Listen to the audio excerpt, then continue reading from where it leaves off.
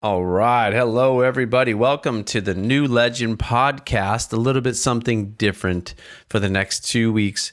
We are going to be introducing the New Legend podcast classic series. Oh, yeah. Yeah, so just really good, fun conversations that we thought were worth dusting off and giving an exposure to a new crowd of people. So, as always, thank you for listening. We are really trying to build a community that's about vintage 4x4s, friendship, adventure, culture, family, all that good stuff are the things we try to explore in this show. And I'm just so grateful that you're a part of it and that you've allowed me to be a part of your life. So let's keep at it. 2020 is going to shape up, and we're going to still have some great in-person conversations now that things are freeing up. So hope you're well. Thanks for listening. Enjoy the show. This episode is brought to you by our friends at Haggerty. Cool personal story. As some of you guys know, I have multiple vehicles. I do have a problem. But I recently just got 3 of my Scouts insured through Haggerty. And there are 2 1967s and 1 1978. And gave them a call.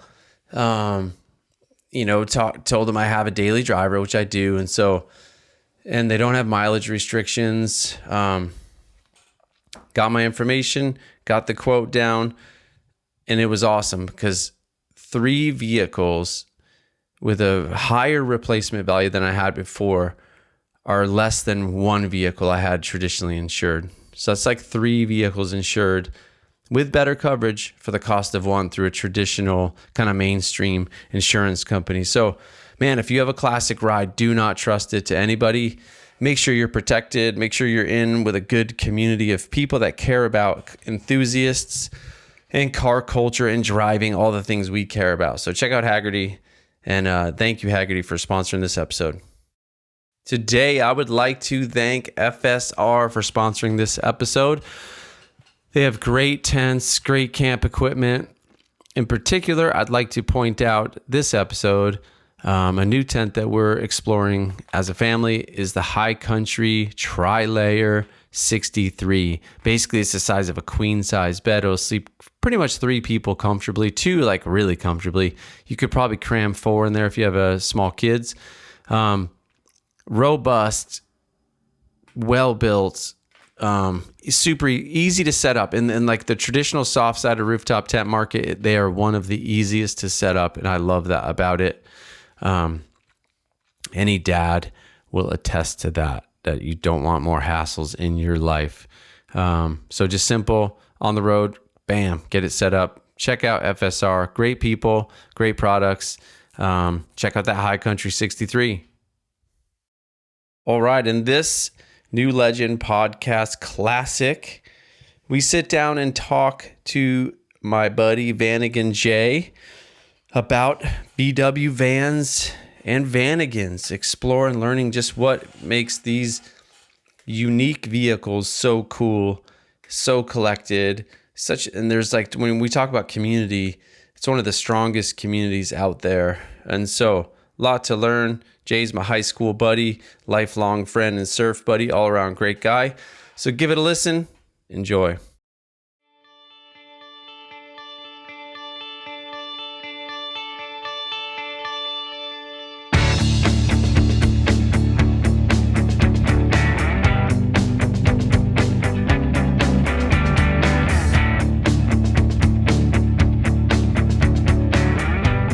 Yeah. Okay. Welcome to the New Legend podcast, where we still, to this day, celebrate vintage 4x4s, adventure, family, culture, and being a man in the 21st century. Really cool. So this is an episode you're going to want to watch on video because we are in the new world headquarters of New Legend. Ooh, temporary headquarters. We're at San Onofre, Old Man's. Correct. Inside of a 1990 Vanagon multivan. Multivan, yes. And then we are here. So today we're going to discuss, and I'll get to our special guest and our co-host, but today we're going to discuss Vanagon life. There's everyone knows the hashtag van life. It's a thing. But this is Vanagon life. And so we're going to explore what is Vanagon life, how is it distinct from vintage 4x4 culture, community, what is similar, what is different. It's going to be fun. So we're here as usual with our co-host Luke. Hello, everybody. And very special guest, Jay. Hello, thank you. Now let me give a little context. Go ahead.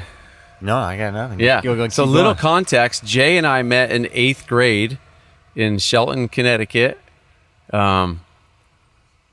Yeah, he was the cool kid in school, and I was just nipping at his heels, trying to be like, Jay, please be my friend.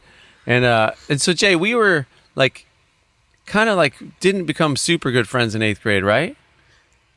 Yeah, it was 7th or 8th grade, right? Yeah, We've heard of each other, I think. yeah.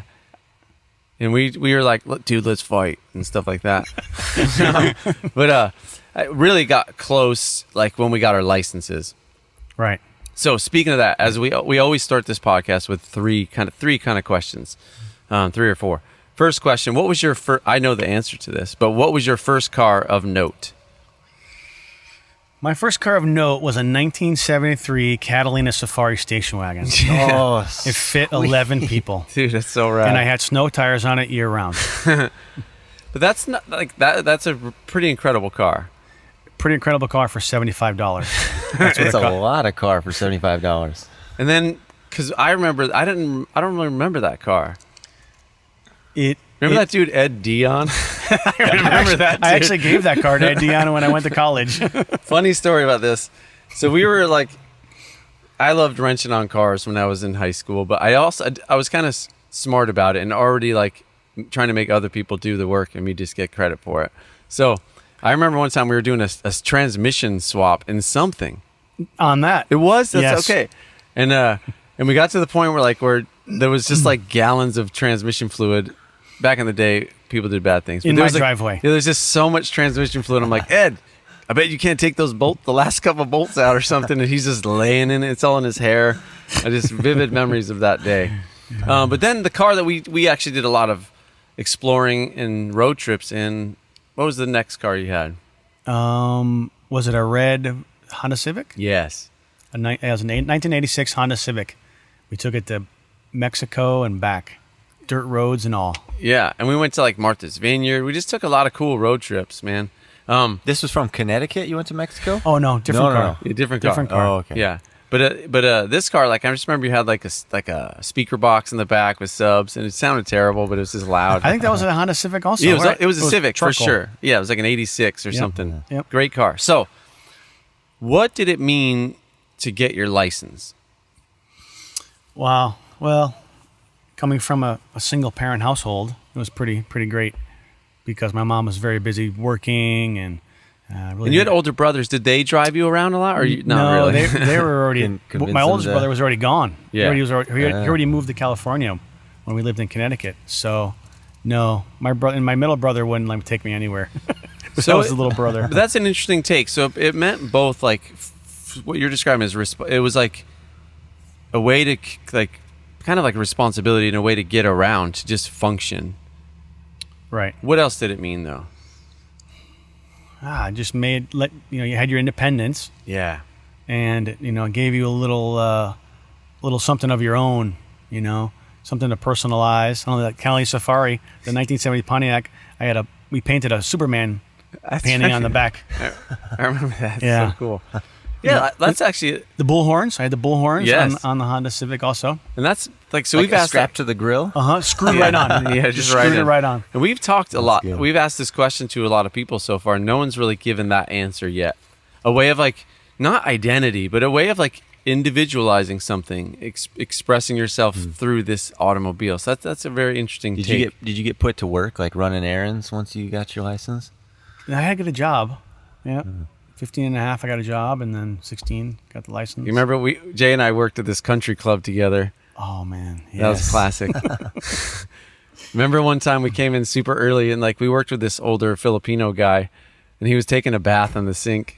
Like, dude, you can't do that, man. It's like, oh, sorry. That was rad. Okay. Then what do you think is going to be the future of driving? So we talk, like there's all this talk of autonomous cars and everything's electric, kind of banning driving in cities. Like it's already happening in Europe. and they kind of say as Europe goes, we'll go. So what do you think the future of driving will be? I think that'll probably be the future, but I was always going to be that person who wants to drive their own car. You know, that feeling you can just jump in it and go wherever you want, drive what you want. It might just be outside of cities, huh? Like, I bet in like downtown, like it's already happening. Like it's already happening. Like they're starting to close off sections of. I've heard in New York, like they're closing off sections of the city to driving, and whether or not they'll allow autonomous cars in there, I don't know. But it's just going to be interesting. We'll have to see. So there's no cars in those sections? Like it's just... I've heard in New street- York like- there are specific sections that they've made them no driving anymore. Huh. And I've heard Oklahoma City is doing some initiatives to make the city more walkable, which means getting cars more off the road. Interesting phenomenon. I've been to Cambodia a bunch of times, and so in Phnom Penh, like in the capital city, it was just in the 70s. It was just like these cyclos, which is like these bicycle carts, like that they like ride people around on. And then mopeds started coming in, and then you had like the tuk-tuks. Or tuk-tuk, however you say it. But the tuk-tuks are all these mopeds with like, it's like a moped with a little trailer, two-wheel kind of canopy trailer. And then those just took over all the streets. But now there's like this rising middle class, and cars are so the streets aren't built for cars. And so it's like just all this congestion and traffic. It's kind of interesting to see that development. But, okay, so discussing Vanagon life. So we kind of live a lifestyle and enthusiasm and passion around vintage 4x4s. So how could you describe, first, like, let's give us some history on how you kind of got into Vanagons. Well, it's funny. One of our youth pastors at church, they had a Vanagon. Which one? The Christgau's. Oh, yeah, okay, Yeah, okay. They had a Vanagon, and I just thought it was pretty cool. And we could sit 3 rows deep and load a bunch of people in it. And it was just like a tin top or something. Yeah. Yep, correct. Okay, cool. It did not have a tent on top. It was the normal 7-passenger van. And I remember when somebody rear-ended them, and they were like, "What are we going to do?" Somebody rear-ended our Vanagon. And I didn't get it. And so they couldn't find another one in that good a shape. They had actually had it repaired because they loved it so much. Cool. And I was like, that's pretty cool. They liked this car so much. Yeah. And I think that was my first glimpse into. Really? So then then you moved to California Right. when you were 18, 19, Right. went to school. But yeah, so when did you actually pull the trigger on getting one? It was shortly after I got married. I saw an auction, and the auction had a Vanagon there. And so I Interesting. spoke with my wife, and I said, hey, that might be a cool car for us, just the versatility of it, and they're pretty cool. So sure enough, we went down to this auction, and it was my wife and I, and another family started bidding on this Vanagon, right? And it was just them back and forth, me back and forth, trying to win the bid on this. And we must have raised the price up like $600-700 more. What year do you think this was?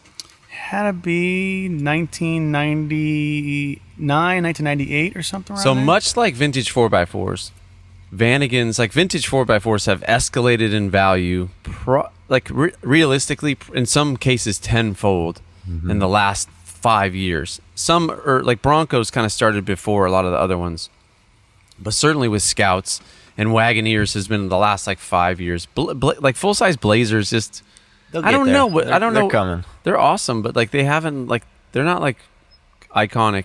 They're iconic, but they're not super popular. But anyway. So since the 90s, were Vanagons like super hot and expensive at that point? No, they were very cheap. You could find tons of them. What did you pay for yours? Oh man, maybe like $3,000. Okay, and it was tin top? It was a tin top. It was a 1990 Vanagon Karat, which was like top of the line for Vanagons. It had power windows, Oh, yeah. power mirrors, had everything. Everything that a modern car would have. And really quick, give us some history. When were Vanagons first imported to the U.S.? So Vanagon started in 1980, Okay, and from 1980 to 83 they were air cooled. okay. About 83 and a half to 1991 they became water cooled. What year again? 1983 and a half Yeah, to about 1991. water cooled. Okay, Water cooled. They stopped making them in 91. okay. So interesting. And then what was like before and after, like what do they call it, the bay window? Right. There's a split, the bay window, the Vanagon, then the Eurovan. I'm sorry, I'm digging into this trivia, but when did like the microbus? They're like the 50s, right? Like the 21 window stuff. Right. Split windows. It has the piece of metal that divides two windshields in half in the front. And those are like incredible money. Yes. Those are with like all the mini sunroofs down the Yeah. side. Yep. Like what are we talking? $100,000. Yep. Yep. It's crazy. Yep. There's 'Cause- actually a company that will put those windows into a normal, like non-safari van. It's Wow. pretty neat. So those started, and this is similar in like other car spheres. Like the split windows started rising in value first, right? Correct. And then did the bay windows, are they kind of doing the same? Yeah, I think the bay windows are definitely obviously coming up in price. And then Vanagon's similar. Right. My genre is the Vanagon. Yeah. You know? Yeah. Sorry. That like, and that's kind of, I think, is that a subculture in and of itself in the Vanagon culture? Is there some like divisions like, oh, you're a bay window kind of? Right. Yeah, there is. But because, if you're a holistic, Volkswagen person, you want the air cooled. You're going for the air cooled. Yep. But I think individuals of my age bracket, 40, 45, somewhere in there, they had a neighbor or a dad or an uncle who had a Vanagon. Yeah. So they remember those good times Okay. in there, and that's what kind of brings it up to the forefront. Heather's family actually had a Vanagon, like a tin top, like three forward-facing rows. So this is we are in right now a 1990 or 91? 1990. 1990, and this is kind of a top of the line. Talk to us about. So then there's Westphalia. What was Westphalia? So Westphalia actually did the conversion of the pop tops. Okay. So in the Vanagon time frame, the only people who did the conversion for the pop top and the kitchens were Westphalia. Okay. Now this is not a Westphalia. It is. It is. The Westphalia did the conversion. So the multivan. Explain to me that. So the multivan just means it's a weekender. So there's no kitchen or sink inside this one. If you watch the video, you can see there's no kitchen. And you've had full Westphalias, right? Right. Is it Phalia or Phalia? Westphalia. Westphalia. Oh, yeah. Sorry. Yeah. And Luke, you've seen those, right? The ones with with the kitchen and Yeah. everything. And why do you kind of prefer? Because we probably camp 20, 25 times a year. And if we, the other 340 days, I don't want to lug around a refrigerator and a sink and all that extra weight, and I lose maybe 2 feet in space. These vehicles are so versatile. I can load a whole sheet of plywood in here, and next day go camping with my Cool. family of four. And this table that you see, like this, just folds down. These two jump seats that are back facing, they just pop out. Yep. Is the Weekender the only one that has the rear facing kind of jump seats in it? Right. So if it's a weekender or a multivan, it's the same. Its terminology is the same. They have the jump seat and the table. Okay. And this plastic molding that goes along the one side that contains. And do all Vanagons have that fold down bed in the back? No, some years do not come with the fold down, just a bench seat back here. Can you get a forward facing bench seat in that bed? Yes. Okay. Yes. So they call it 7-passenger. 7 passenger. So Okay. There'll be a 2-seater in the middle and then the bench seat in the back. Okay. So let's dig into what makes the community. Is there a strong community within Vanagons? Yeah. We'll kind of stick to that. For sure. Okay. For sure. So explain, and actually let's keep with your story. So you buy this Vanagon, and how did it start like becoming a couple things? Because what's fascinating to me, and I think something a lot of people like that are listening can relate to, is you've really funded, and we can get into some of the nuance of that. But you've really kind of funded your Vanagon hobby by turning it somewhat into a small business. Yes. And for everyone's, we are forbidden to talk about where Jay gets his parts. Part source, man. So curious. So we'll stay off that topic. Now, I have been with Jay on multiple occasions when we found the holy grail of Vanagons in unannounced, mysterious locations. mysterious locations We filled this van with parts. more than once. Yes. Yes. Okay. So talk about that. How did that develop? How did you kind of get so in tune with the Vanagon culture? Well, it is an older car, right? It's 1990. Things are bound to break down, crack. They get old, start falling apart. So I couldn't afford to go and buy brand new parts from some of the suppliers. So that I would locate used ones. Well, I got into where, hey, this part always breaks on my Vanagon, so I got to know it's breaking on other people's Vanagons too. So why don't I grab 3 of those, and I'll keep one for me, and I'll sell the other 2 to pay for the part I just bought. Yeah. And then it just kind of steamrolled. How long after you bought the Vanagon did you start doing that? It took a couple years, because then the first couple of years was like, oh, this van takes a little more maintenance and care than a normal car. And just to show some of the devotion, and maybe you'll meet Jay's wife Debbie, but they live in we're in Southern California. You guys live in Southern California. As most people know, yards, garages are not huge right. in Southern California. But how many Vanagons have you had? I've probably had somewhere around 15. And I've probably cut up about 5 in my front yard. It's so awesome. It's like a full out residential neighborhood too. A very nice. And how many do you have right now? I only have 2 right now. 2 full ones. Yes. And that is something also people in the vintage 4x4 space, our Scout customers. Two things I'll bring up. That's very normal. A lot of guys that have one Scout have 2 because they bought one for parts, but then they're like, wait, I could just fix this one up. 3 or 4. Or 3 or 4. I mean, my story, the first one I bought, I don't know. I can't remember really, but 6 months into it, I had 3 or 4. We were living in an apartment, and I had 3 or 4 of them for the same reason. So also, how is in the Scout world, there's anything Scout, there's a number of light line dealers to get replacement parts. Does that also exist in the Vanagon world? Yeah, there's probably 3. Go Westy, Van Cafe, which is Rocky Mountain Westy, and those are the big ones, really. And then there's also a pretty robust online community, correct? Of course. And what's that? What is that source?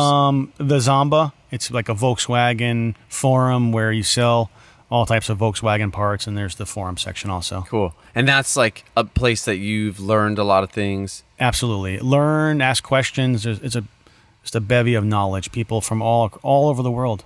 Are there any larger than a one dude operating out of his garage, official businesses that build spec Vanagons? Probably Go Westy's the biggest. They still, tell me about that, because they used to do projects for people, but I've heard they don't do that anymore. Right. Yeah. From what I remember, what I believe now is they build their own. They won't take yours and fix it for you anymore. And they do. Do you know how many a year approximately? No. And those are pretty pricey. Yes, those are the 70 plus. Yes. Okay. Yep. So then there's this subculture, this dark, deep subculture of parts exchanges. So talk about that. How so you get all these parts. You have we'll show some pictures. You have half a Vanagon in your backyard with a bunch of wheels in it, and there's this and your wife and my wife are friends, but they are also really amazing ladies in that they put up with our habits. Because my wife so many times has been I have this E30 BMW project, and I pulled the exhaust out. So it's this 15-foot long rusty exhaust system, and I just put it outside in the grass on the side yard, which is very visible to our neighbors and to the public. And she's just oh, please, come on, don't leave that there. And so, but she's really gracious, and your wife has obviously been super cool as well. Agreed. Yeah, it gets creative. I try to hide some things back there, behind bushes or beyond the side of the windows, underneath them, so you can't see them. Yes. Did you put up? Did you build a shed to hold some stuff too? Yeah, I had to get 2 sheds to put stuff in there. But that's what's so fun. So, how do you kind of assist the Vanagon community with these parts? You through Samba? Is it Zamba or Samba? Zamba. So you sell some on there. Mostly through there, mostly online. There is a Pomona swap meet, which is vintage car parts. Yep. Once in a while, I'll go there if I have a surplus, but it's a little more effort, Okay.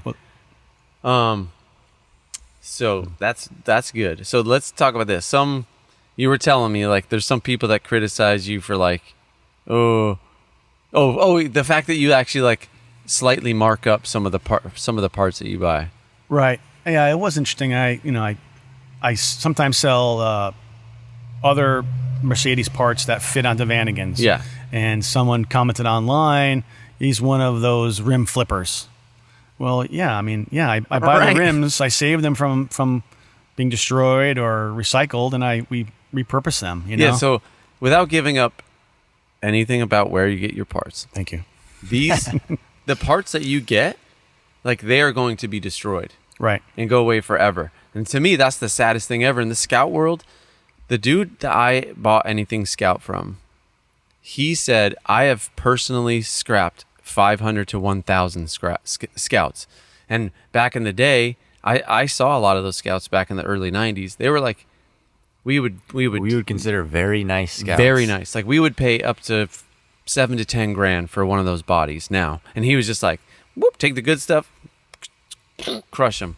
So I feel like what you're doing is a huge service to the Vanagon community, because if you want that little dome light or whatever, or dash light or a speedometer or gauge cluster or like whatever, like oftentimes you can't find it. And are your prices cheaper than Go Westy? Of course. Right. So like Vanagons were the same way. Like 15 years ago, I could have picked them up for $500-800. Now that same one would be like $5,000, $6,000. and 5 or 6 grand is like kind of a beater. Yeah, for a tin top. Yeah. No kitchen, no tent on top. Yeah, help us understand that. So what are some of the values now? Like a tin top, regular tin top. Right, when a regular tin top means there's no tent that pops up and there's no kitchen. A good one that rolls down the road would probably be, $5,000 to $7,000. Okay. If it was nice and clean, you're looking at around $8,000 to $10,000. Okay. Could be, depending on what kind of motor's in it and just some of them, just like Scouts, dude. I've seen some of the Vanagons that you roll home and like they're grimy. Oh yeah. Because dudes be living in those things and doing nasty stuff. Yeah. This one actually the guy was living in San Diego. Wow. And the carpet was like cement. I don't know what he was doing. Cement's better than jelly. Cold jelly. Agreed. A little sticky. Yeah.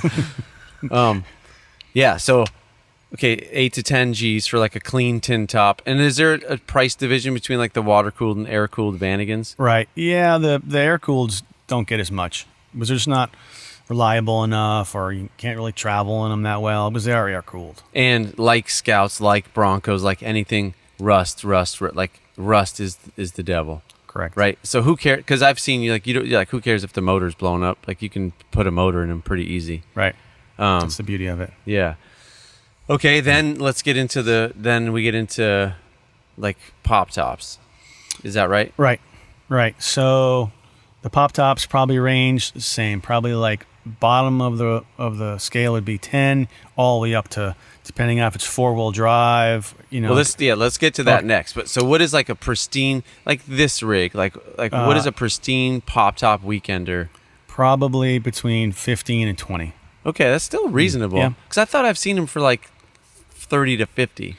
Probably with a Subaru motor. Oh, okay, cool. Or something like that. So that's another thing we talk about. So swaps, that's a thing? Right. This one has a 2.5 Go Westy motor, Which is sweet. which is nice. So it came with a stock 2.1. A lot of people put Subaru motors in instead. Because 2.2s like and 2.5s. what's interesting is the capacity of this thing is actually pretty decent. Like on this trip right now, so we left Seal Beach, and we had about 7 people, 5 surfboards, Bunch of gear. camera equipment, like stuff, and we cruised an hour and a half away, and it did great. Yeah. That's why I love it. So with the 2.1, it would have been a little more hurting. Yeah. It would have been, max speed's probably 65, and this I probably do, Okay, 70. so then what are some of the popular swaps? So there's just basically 2. There's the Subaru or the TDI, a diesel TDI, which is nice. Okay, now it's the golden question. Luke, you know where I'm going. Do I? Yeah. I know what I'm thinking, but Because think about all the battles we fought. We were like the first shop to really mainstream engine swaps for Scouts, because Scouts were similar, man. Like they're underpowered, and I don't care who's listening and what you think. Like the International 345 was not the best engine ever produced.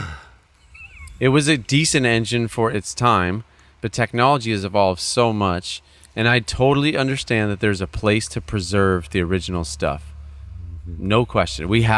Luke has an original powered Scout. I have multiple original engine Scouts, so we want to preserve that and do that. But for the next generation that wants to drive them and doesn't know how to work on them, there is a place for swapping. But we less and less today, but we've received so much hate, like trolling, like you're killing the Scout. It's not a Scout anymore. The VW purists hate it. Yeah. Slap a Subaru in there. They do. Yeah, I kind of agree. Is it? Yeah, but in general, is it a value added? Oh, absolutely. Really? Okay. Absolutely. Because this car is underpowered, but you don't drive this car to win races. Right. Right? It's part of the journey. Yep. You know?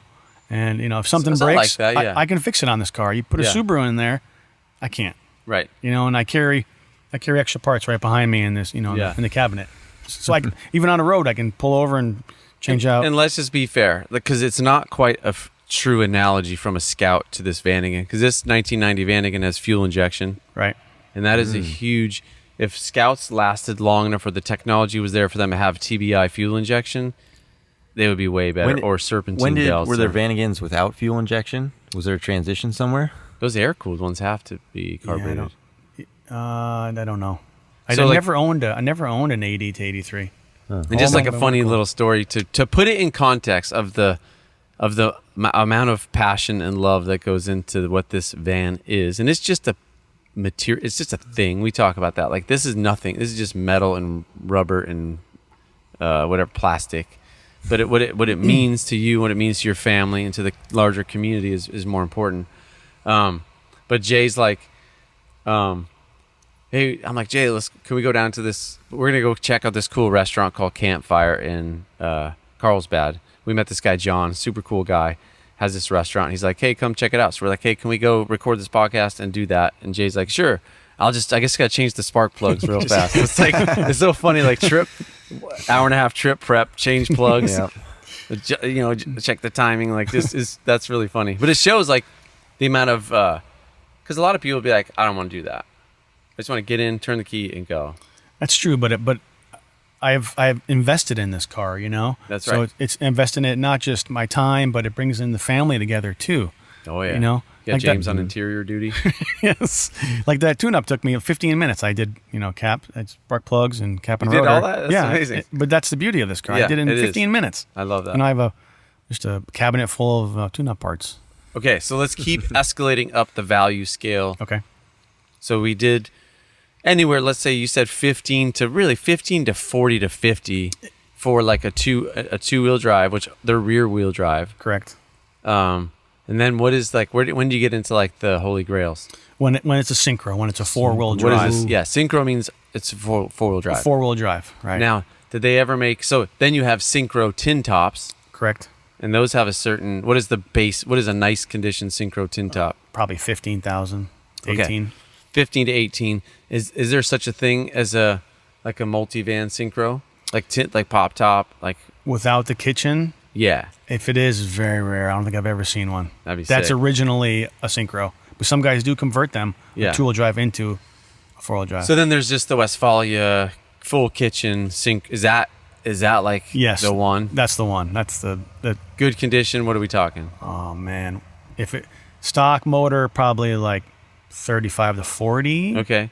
And then if it has like a Subaru or the TDI Yeah. diesel, it could be 60,000. What is the most expensive Vanagon you've ever seen sell? Like, maybe didn't sell, but just someone was asking. Probably like 85,000. Wow, that's Yeah. nuts. And if you guys like just are bored on a like Sunday or Saturday, just like check on Instagram. Like, Vanagons are really rad. Like, they kind of, and what I love is like in the overlanding community, which vintage 4x4s have like this. It's definitely a sub genre of the overland community, right, Luke? I mean, it's dominated by like Land Cruisers, Tacomas. It is slightly a different crowd. I don't quite know how to say it, but there is. And it's probably equal. Like, Vanagons hold us just as much as like vintage 4x4s are well received by that community. So are Vanagons. And like when you go to the Overland Expo West, which we're heading to in a couple weeks, one when there are Vanagons there, like people are like, oh, those are sweet, because they're kind of like they're like in a big sense, maybe like Land Rover Defenders, early Land Cruisers.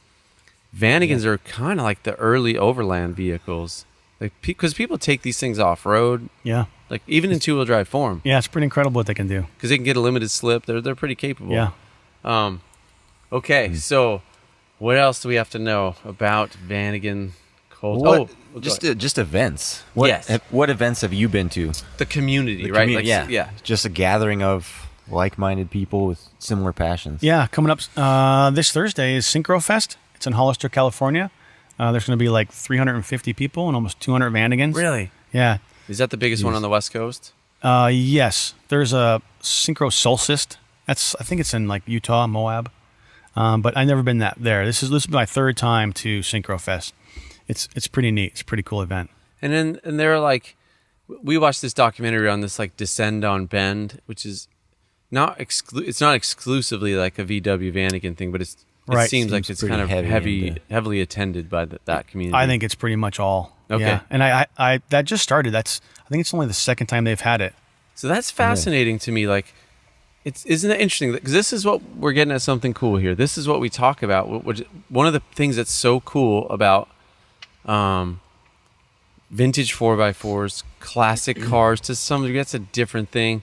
Vanagons, because we're not knocking. It seems like we come down heavy on like muscle car community. And there's some fun things like roadkill zip tie drags, like roadkill nights. They're doing some great stuff. A lot of people use them. But so often in muscle car culture, people just like drive them 5 minutes down the road to the local diner, to the Just a cruise. They set up their lawn chair and just sit Shine there. and show type Yeah. of thing. But like Vanagons, it's like, let's go up to Hollister Hills, and then there's trail rides, and there's all this kind of cool adventurous stuff. Descend on bends in a cool location, and people do this pilgrimage. Right. I'm always curious if those kind of things are going to come to a close as values continue to rise. When people are like, this is worth too much. Right. I mean, at Synchro Fest, you'll have, the rusted out Vanagon. Yeah. Which some guy's been almost living in it, to the guy that's, he had the whole thing stripped and yeah. like, wow, the Synchro, pop top and everything, and it'll range from, it's amazing in the person. And same with like in society, you'll have all different types of people, but we all have the love and the for Vanagons, and it brings everybody together, which that's the cool part of it. That is cool, and that's why we do this podcast, actually, because think about what this is so fascinating, because all those events are like 2 to 3 years old. Synchrovest has been around for probably 8 to 10 Okay, years. you've only been for 3. I've okay. only gone 3 times. But yeah. it seems like experiential, community-based interest events around a vehicle or a thing are growing. Yeah. We see it. I think we see it pretty clearly. Like there's like 80s cars, like race event, like it's just all, they're popping up everywhere. And I think it's interesting to me that our country has never been more divided, at least in the eyes of the media, like politically. Like there's a lot of division, a lot of like anger. And if you took, I bet, a lot of the people from Synchro Fest and lined them up politically and said, now like argue about stuff, they would argue about stuff outside of that context.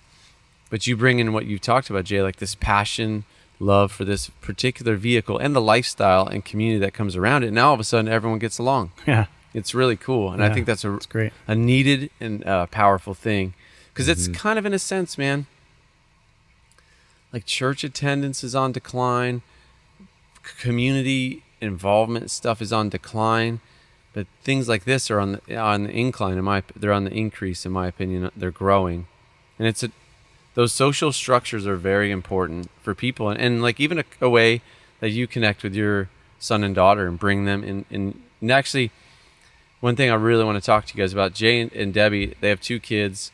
How old are they? 15 And 13. 15 and 13. Very, very disobedient kids. Very naughty. No, super cool kids and a cool family. But part of the reason why you guys are such a cool family is because you do things together. And we talk about this, like people that do stuff. And you do that. That was actually, I thought you guys went camping. I told someone, I think I was telling our producer Michael, like, yeah, they're amazing. They go camping like 10 to 15 times a year. You're saying like More like 25. Probably do 20, yeah. 20 to 25. Yeah. And that's awesome. And your wife did not grow up like a hippie kid, like sleeping on the dirt and just, right? No. Right. No, but she did some camping when she was younger. Yeah. Yeah. But it's just, but she appreciates a shower, appreciates a little bit of comfort. Yes. And my wife is exactly the same. And so that's something we want to do another episode, talk to you guys both, and just start like talking to some wives that get pulled into these communities. And like, to be fair though, like even Vanagon culture, we see it in the scout culture. More and more women are are wanting scouts and buying scouts. Is that like? Oh, definitely. Do you see that? Yeah, definitely. It's on the rise. That's cool. Yeah. Yeah, and it's cool because it's like having these. Think about how much competence and confidence you've grown in this mechanical ability since you've owned this. Like, because you just have to figure stuff out. Right. Especially if you're going to keep it original. Right. Like you have to be willing to put in that work. Right. Cool. Okay. We always have to get a little interesting in our third segment. Oh, I do have to talk about two things. Because I got so excited about the conversation. Want to thank Kenda Tires. Like, so obviously all of us love vehicles, and oftentimes I know like the old us, we used to be like, kind of whatever tires, like just get some tires on it, or like it's more like around I want mud tires. So you find a mud tire that you like the look of, or like an all-terrain. But recently we went on this quest a couple years ago to like, what is a great tire for all of our new Legend builds? And we looked at all the major brands.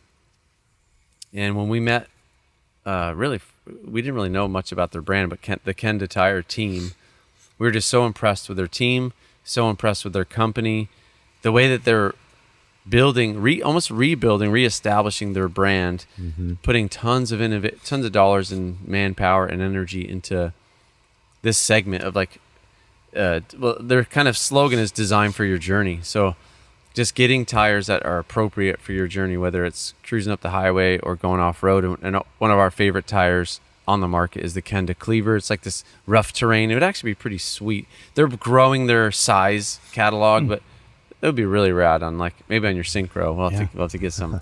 So thanks to those guys, and one other company that we're super stoked to work with, and one that might be interesting for you guys, is communication. So we always travel in groups. Like we have our Terribles, New Legend trucks. We're always like 5 or 6 trucks deep. 5 or 6. And one of the biggest hassles for us has been communications. So like we use cell phones, but then when we're up in the north woods of Wisconsin, the cell phones don't work. And so we're like, stop. Everyone like, pull over, come around. And we talk like, hey, do we have to take a left up here? So we discovered this company, Midland USA, and they have these GMRS. It's like I don't really know the technology, so we're gonna have them on to teach us all about it. But it's up to 40 watts of signal power, which a CB radio, just for context, is 4 watts. So it reaches up to 40, 50 miles. Wow. And it's just flip on the channel. It's like this very convenient, plug it into your cigarette lighter. We're on channel 14, and you're off to the races with good, reliable comms. So shout out to those guys too. That's some great products. So Jay, as we close this segment, thank you first off for introducing us to the Vanagon culture. I'm sure we'll talk again. Again, really want to get you and your wife on here and talk about we can talk about so much with that. Delicious food. Both of our wives are great cooks. We're really spoiled like that.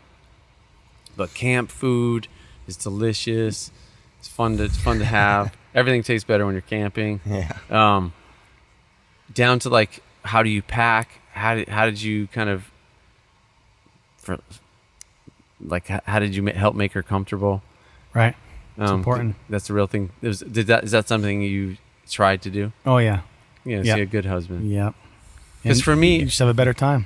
for sure. Because I was under this, like Luke and I have talked a lot about this. Like, the more you suffer, the more memorable the trip is. Like, we're sleeping on roots and rocks. It's like, oh, that was awful, but it was so cool, man. Let's do it again. And the older I get, I'm getting less of that. But I kind of put that value on my wife, Heather, and like, you're just being a baby, Heather. Like, trust me, it'll be good. Like, just suffer. And she didn't resonate with that so and much. she's like, Wonder why.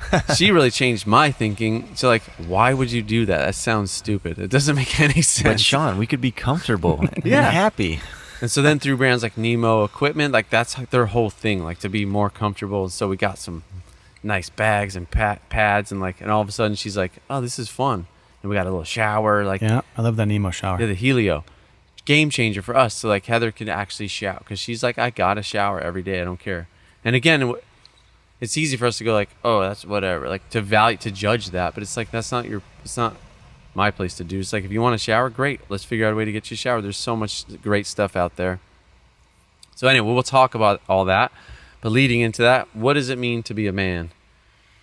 What does it mean to To be a Jay, man? yeah, to Jay, what does it mean to be a man? It means to provide and protect for my family. Those are the two things. Love it. Yeah. Yeah, we Simple. yeah, dude, it's so But hard. important. We had, and that's another question we just asking because it's there's some confusion I think about what it means to be a man, and there's like you hear the terms like toxic masculinity, but like what's toxic about that? To go like I want to provide, protect, care for. That's great stuff, and I think something we need more and more in our country. So, okay, before we get more philosophical, Jay, thank you so much. Thanks for renting us this studio space. This is rad. Again, you should watch this one. Like if you could see what we can see, I'm not sure if you can see this, but like the ocean's right there. People are surfing, and we actually Just came in from the surf. a couple hour surf session, which is one of the highlights for me, and like something that Jay and I have done since high school. Yep. We started surfing together on the East Coast, and like I moved to Iowa about 11 years ago, and so Jay's continued to surf, and it's like something him and his son do a lot, and so I'm so grateful and thankful that he helps me go surfing, and so he stores my wetsuit My and pleasure. surfboards, and always like, dude, let's go. So I love it. Super great. And Luke got to My go surfing. first time out here. These guys were Buddy? telling me what to do, and I was not doing it. I did great Trying my for the best. first time. And what's great, just like time. because everyone's got like multiple interests. Luke has gone wake surfing before, so when I moved to Iowa, we're like, dude, we're getting a boat because like I love surfing, I love water, and so like there's nothing to do in Iowa, so get a boat and there's lakes. Mm-hmm. So you've been wake surfing, Wake surfing, wakeboarding. yeah, and you're like, dude, you do pretty well at that. I, But, like, I go once a year, so it takes me a bit, but I try this to get is the hang like of it. much more challenging, huh? Very challenging. You gotta. I don't know. I haven't figured out how to read the wave, so. Good luck. Oh, It takes yeah, a while. okay. Well, cool. All right, everyone. Thanks for joining us today, and we'll be back next week. So thanks for joining the New Legend podcast. And yeah, we really do appreciate you guys listening, and you don't have to, obviously. So we try to do an interesting show, and we did this California trip just for the podcast. We said, let's go. Mm-hmm. So there's so many cool people we wanted to talk to, and it's hard to get them out to Iowa. So we're like, let's just go to where they are. So we've gotten to talk and meet with so many great people. We'll do 8 episodes in 3 days, and so it's been Jamming. really fun. So be waiting and listening for those. Jay, thank you, man. Thank you. All right, talk to you later, guys. Sure.